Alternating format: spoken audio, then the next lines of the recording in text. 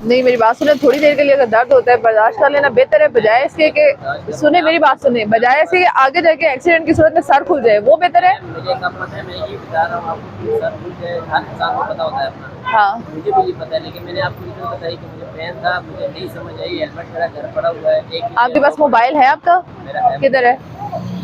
Wallet किधर है आपका?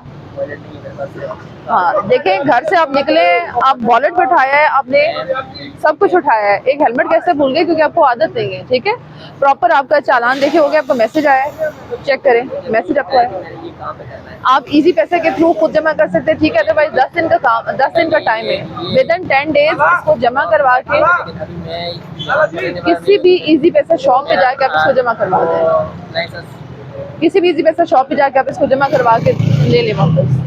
काफी घर नंबर क्या है इसका? ये टापा खोलो अंदर इसका, अंदर मारे सिलेंडर पे। ये सिलेंडर लगा है साथ, ये कोने में।